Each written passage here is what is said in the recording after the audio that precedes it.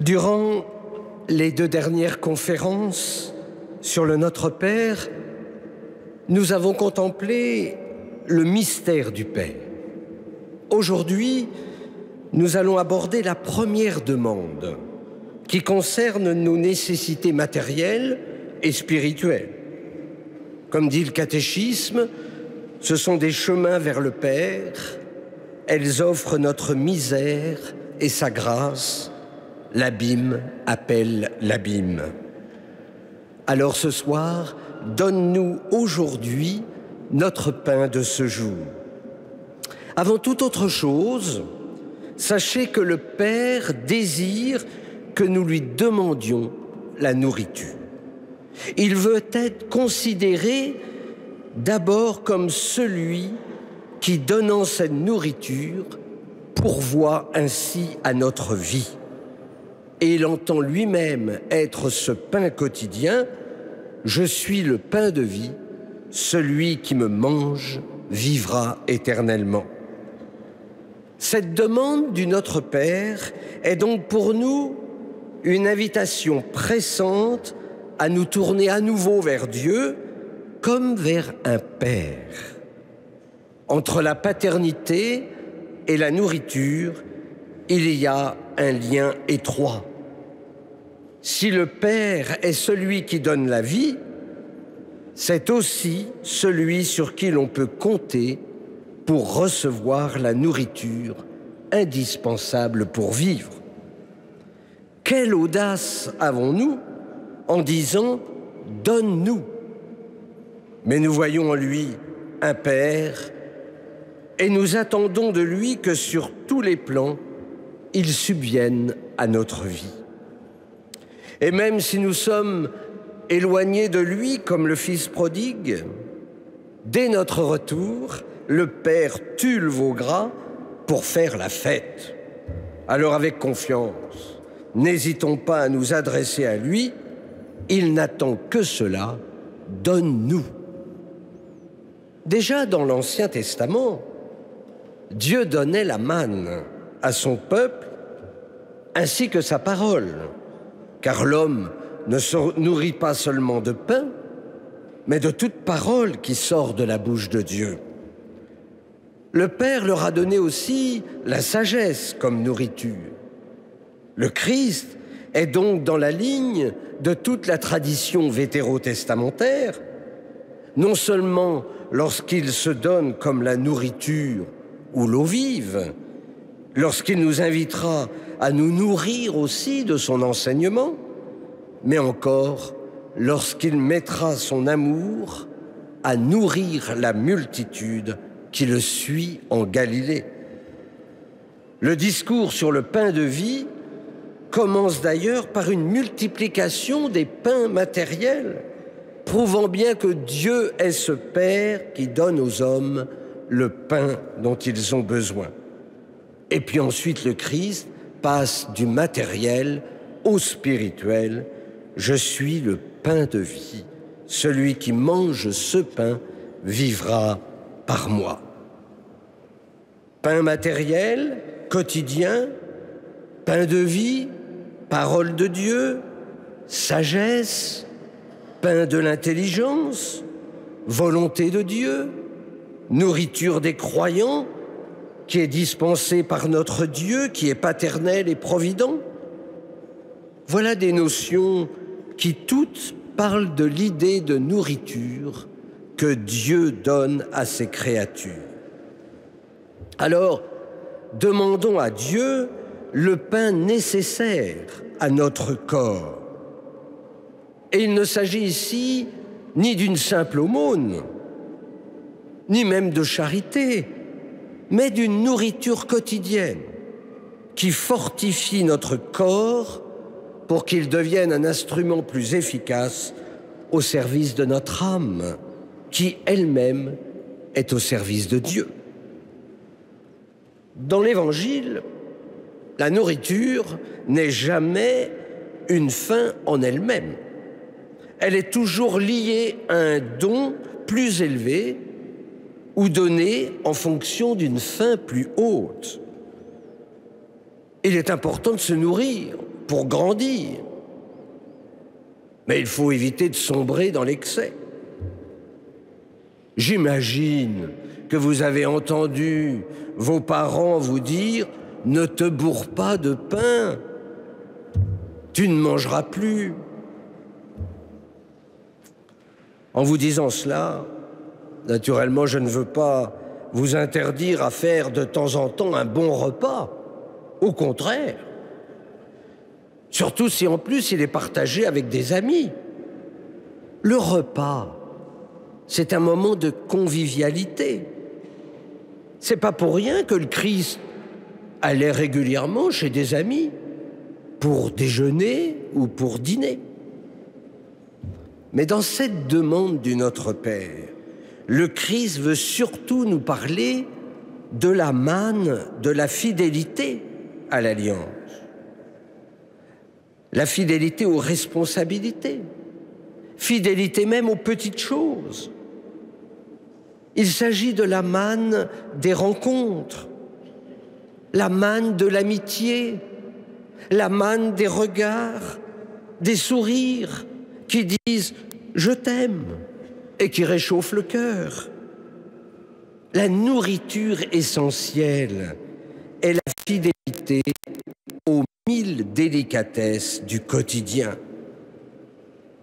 À l'effort aussi, pour aimer celui qui est insupportable, pour aimer même l'ennemi et lui pardonner. Le quotidien ne nous nourrit que quand on a découvert la sagesse de l'instant présent et la présence de Dieu dans les petites choses.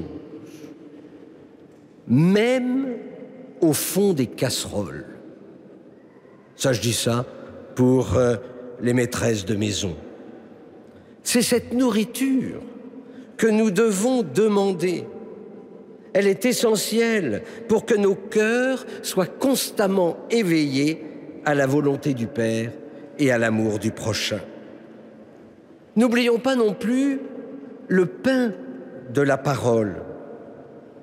La parole humaine, c'est un moyen puissant de faire jaillir une nouvelle espérance. C'est une nourriture qui redonne force et énergie. Ah, naturellement, pas n'importe quelle parole. Il faut que ce soit une parole qui touche le cœur. Une parole qui révèle la foi, l'espérance et l'amour. La parole est une flamme qui transmet la chaleur, qui permet à la vie de fleurir, voire même de tenir. Il me souvient un facteur que j'avais rencontré lors d'une récollection que je prêchais et qui me demandait s'il était sur un chemin de sainteté, et il m'expliquait qu'il n'hésitait pas à porter directement le courrier à certains locataires au 6e étage, où il n'y avait pas d'ascenseur, mais il savait que ces personnes étaient seules et que ce serait la rencontre de la journée. Il leur disait une parole, la seule, sans doute, que ces personnes allaient entendre. Mais quel beau modèle de sainteté. Il faut peu de choses, finalement, pour être un saint. Ça aussi, c'est pour vous encourager un peu. Cette parole qui nourrit vient de celui qui laisse Dieu parler à travers ses lèvres. C'est dire que nous avons à recevoir aussi cette parole de Dieu. Elle doit jaillir du silence et de la paix et conduire vers le silence et la paix.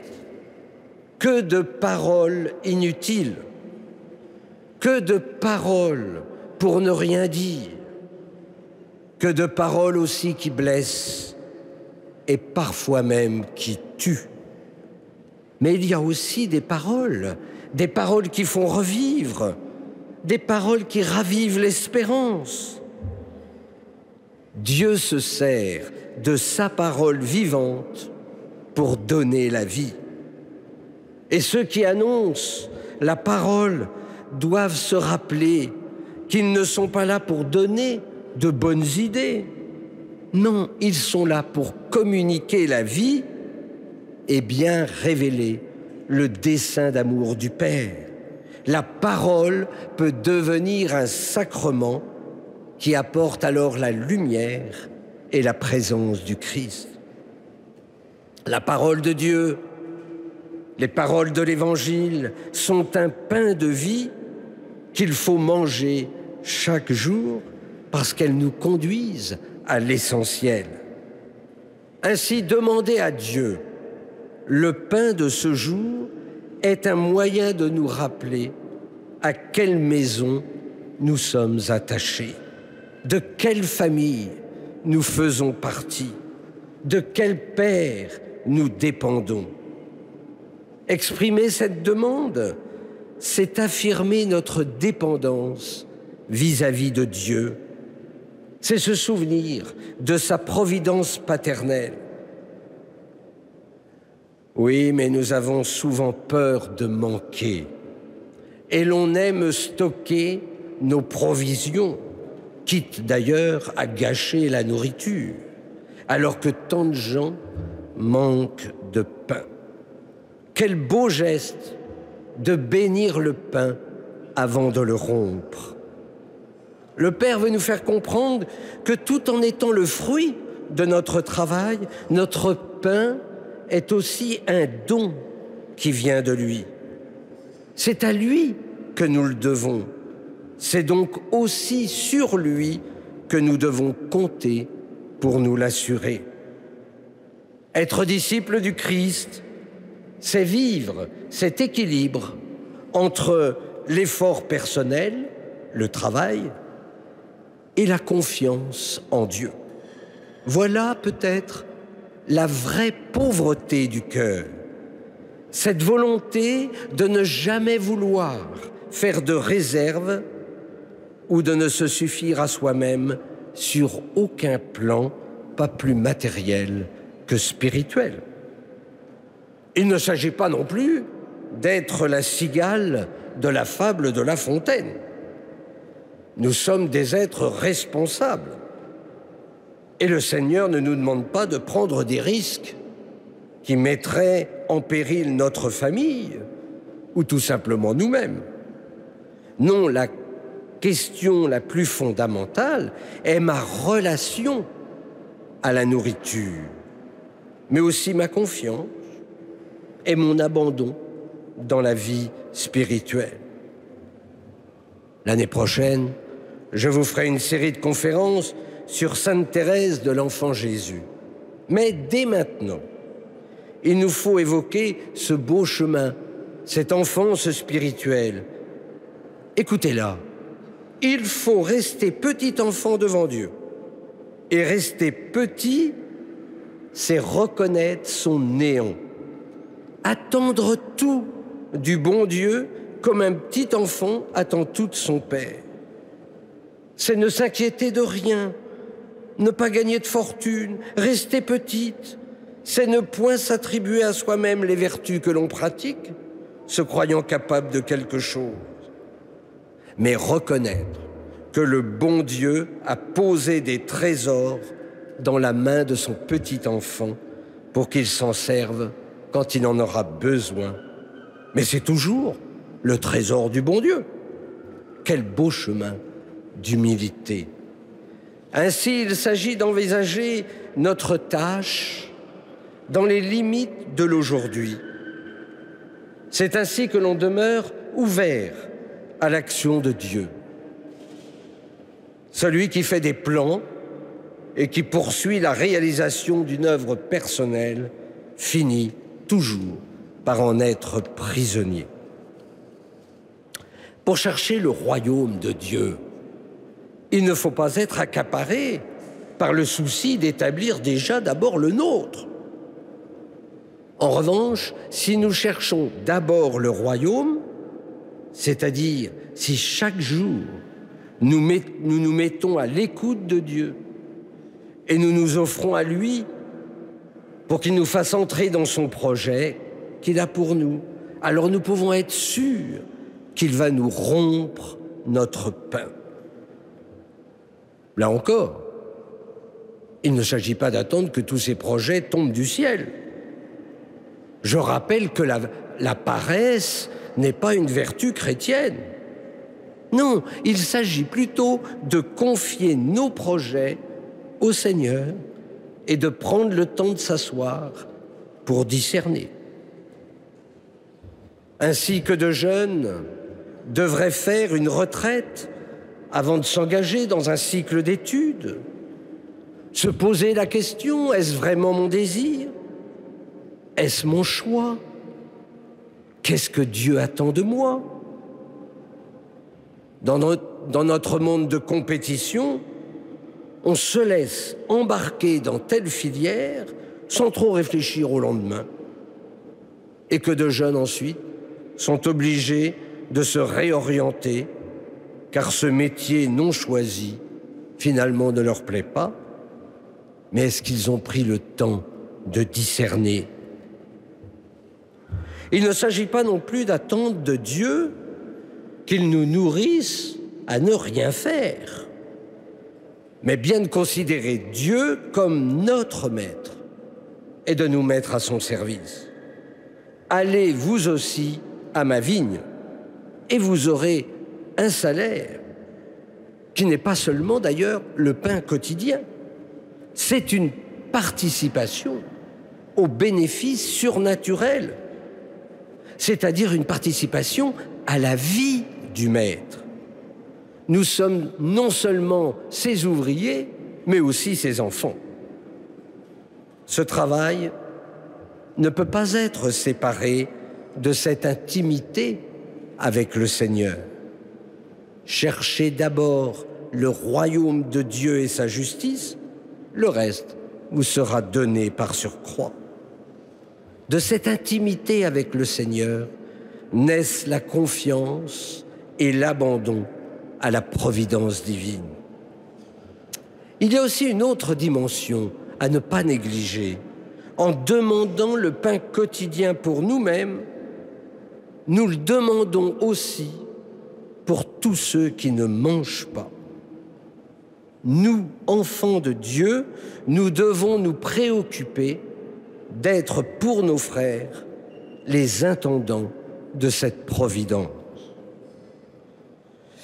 Je souhaite revenir un peu sur la dimension spirituelle de cette demande du Pater. Travailler, non pour la nourriture périssable, mais pour la nourriture qui subsiste, pour la vie éternelle, celle que vous donne le Fils de l'homme. À la suite du Christ, la tradition a été unanime à donner au mot pain cette signification spirituelle, c'est-à-dire finalement de se référer à l'Eucharistie. Je cite Tertullien, père latin du IIIe siècle, « En demandant notre pain de chaque jour, nous demandons à vivre sans cesse dans le Christ, à nous identifier avec son corps. » Saint Ambroise qui a profondément marqué Saint Augustin, puisque c'est lui, en prêchant à Milan, a touché finalement le cœur de Saint Augustin, écrit dans son commentaire du Pater, « Ce pain que nous donne le Christ n'est pas celui qui entre dans notre corps, mais le pain de la vie éternelle qui nourrit la substance de notre âme. Si tu reçois ce pain chaque jour, dit saint Ambroise, chaque jour pour toi est aujourd'hui. » Et puis, il y a ce beau passage de saint Augustin, quand tu dis « Donne-nous aujourd'hui notre pain quotidien », tu le fais en mendiant de Dieu. N'en rougis pas. Le mendiant se tient à la porte du riche et le riche lui-même se tient à la porte du grand vide. Mais ce pain, dit encore Augustin, c'est aussi la parole de Dieu qui nous est distribuée chaque jour. Voilà notre pain quotidien, celui dont vivent non point les corps, mais les âmes. On ne peut pas séparer cette prière du discours sur le pain de vie au chapitre 6 de Saint Jean. Moi, je suis le pain vivant qui est descendu du ciel. Les 3 premières demandes, rappelez-vous, nous ont permis de fixer les yeux vers notre Dieu en son royaume. Nous regardions le Père. Mais maintenant, le Père va répondre à nos demandes en envoyant du ciel le pain vivant qui est son Fils unique, livré pour le salut du monde. Et donc, vous voyez que c'était important de commencer par contempler le Père au ciel pour qu'ensuite, du ciel, puisse venir ce pain vivant. Le Christ est notre nourriture qui nous divinise progressivement. Si toutefois nous nous laissons transformer par la parole, par le pain de vie, si nous nous laissons manger par lui. Nous retrouvons l'attitude de la Vierge Marie qui se nourrit du Christ. Mais le Christ, il se nourrit plus encore de Marie, jusqu'à transformer la chair de sa mère en sa propre chair. Si le mystère de l'incarnation du Christ au sein de la Vierge est unique, il n'en éclaire pas moins le rôle en nous de ce pain vivant qui prend tout notre être spirituel dans la mesure où nous lui en laissons prendre possession. Comment alors ne pas avoir faim d'un tel pain qui nous unifie? Commentant le rite de communion, saint Augustin explique « On nous dit le corps du Christ et vous répondez « Amen ». Soyez donc les membres du Christ pour que soit vrai votre Amen. Soyez donc ce que vous voyez et recevez ce que vous êtes. Il est bon d'entendre ces paroles de ce génie du christianisme qui nous rappelle que notre Amen est un engagement. À la fois c'est oui, je crois, et en même temps j'accepte de devenir ce que je reçois, c'est-à-dire j'accepte de devenir corps du Christ. Comment ne pas terminer par sainte Thérèse d'Avila, qui, dans le chemin de la perfection, commente cette demande du Notre Père, en disant « Je ne puis m'empêcher d'admirer comment cette demande est la seule où il répète les mêmes paroles. Car tout d'abord, il prie pour qu'on nous donne ce pain chaque jour. Puis il ajoute « Donnez-le aujourd'hui, Seigneur ».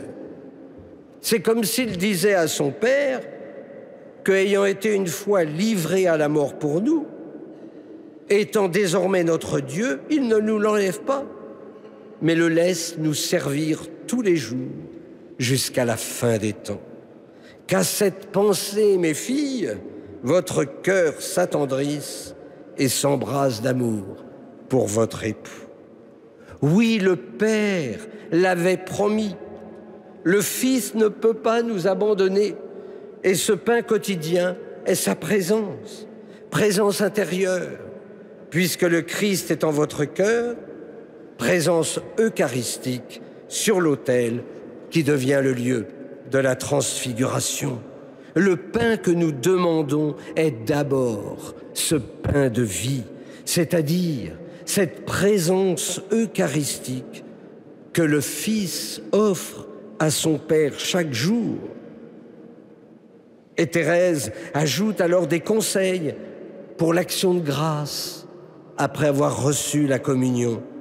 Je la cite: « Lorsque le Seigneur voit ceux qui vont profiter de sa présence, il se découvre à eux, et bien qu'il ne le voie pas avec les yeux du corps, il a de multiples moyens de se montrer à leur âme par de grands sentiments intérieurs, par différentes voies. Restez avec lui de bon cœur. Ne perdez pas une occasion si favorable de traiter avec lui durant le temps qui suit la communion. C'est le bon moment pour que le Seigneur nous enseigne et que nous l'entendions. Supplions-le de ne pas s'éloigner de nous. Ce n'est pas pour rien d'ailleurs que dans la liturgie eucharistique, avant la prière, après la communion, il y a d'abord un temps de silence pour ce cœur à cœur avec le Seigneur. C'est souvent là d'ailleurs que le Seigneur parle et appelle.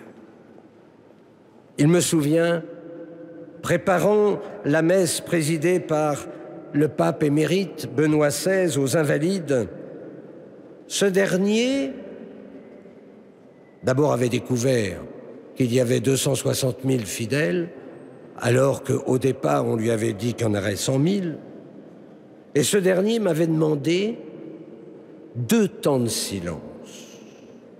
Le premier après son homélie, le second après la communion. Et croyez-moi, un silence avec 260 000 personnes, ce n'est pas rien. Là, j'ai vu le Seigneur réellement présent dans tous les cœurs. Et je peux vous dire, parce qu'il l'a partagé avec moi, que le souverain pontife fut lui aussi très ému par ce silence de cette foule. Silence de recueillement, silence témoin de la présence. D'ailleurs, il le reprend dans son dernier livre de confidences. En conclusion, reprenons alors cette parole du Christ. Ma nourriture, c'est de faire la volonté de celui qui m'a envoyé. Mais alors, demander chaque jour au Père notre pain, c'est s'engager à chercher et à trouver la nourriture la plus adaptée à notre état, le pain qui nous convient le mieux, celui qui fait de la volonté de Dieu son pain quotidien. Il vient, celui-là, à la vérité de son être. Et il ferait en lui et chez ses frères la voie de l'amour. Je vous l'ai déjà dit, c'est à travers la parole de Dieu que je discerne sa volonté. L'Eucharistie, chaque jour est une grâce, mais je sais combien cela devient de plus en plus difficile à cause du manque de prêtres. Toutefois, nous pouvons au moins méditer la liturgie de la parole et se poser la question: Seigneur, qu'attends-tu de moi aujourd'hui? Et nous terminons avec Saint Augustin, vous voyez que je l'aime bien, cité dans le catéchisme de l'Église catholique. L'Eucharistie est notre pain quotidien. Elle nous unit au corps du Sauveur et fait de nous ses membres, afin que nous devenions ce que nous recevons. Ce pain quotidien, il est encore dans les lectures que vous entendez chaque jour à l'Église, dans les hymnes que l'on chante. Tout cela est nécessaire à notre pèlerinage. Oui, comme dit le curé d'Ars, si on se rendait compte de la portée de cette demande du Pater, on en mourrait d'amour. Amen. Notre Père, qui es aux cieux, que ton nom soit sanctifié, Que ton règne vienne, que ta volonté soit faite sur la terre comme au ciel. Donne-nous aujourd'hui notre pain de ce jour. Pardonne-nous nos offenses, comme nous pardonnons aussi à ceux que nous avons. Et ne nous soumets pas à la tentation, mais délivre-nous du mal. Amen. La semaine prochaine, nous poursuivrons alors le commentaire de ce Notre Père. Merci.